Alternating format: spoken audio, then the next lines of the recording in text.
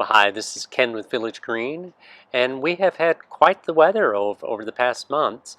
We had a really dry summer and really hot.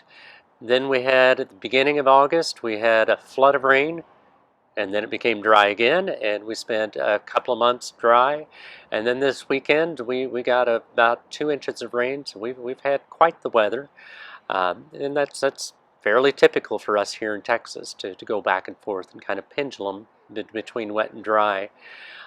It is the fall, and so this is the time of year when the grass may be green, but it pretty much stops growing, and then over the course of the next month or two, it'll gradually go dormant, or if we have a freeze, then it may not be quite so dormant. So the grass stops growing, but the weeds don't. And so for the treatments that we have upcoming with St. Augustine and Zoysia, what we're doing currently is putting out a good fertilizer for them that's slow release.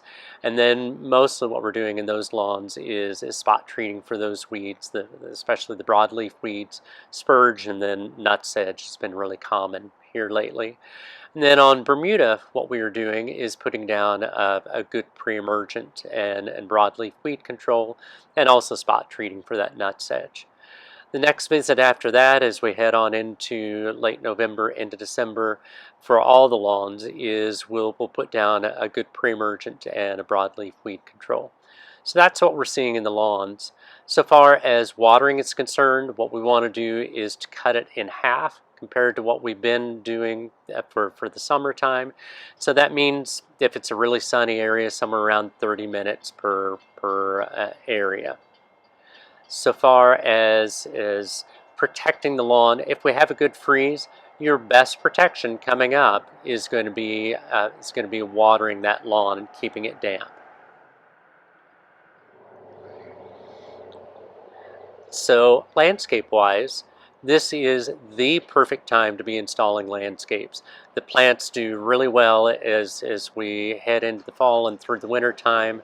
What that does is to give them plenty of time to establish the roots before summertime gets here.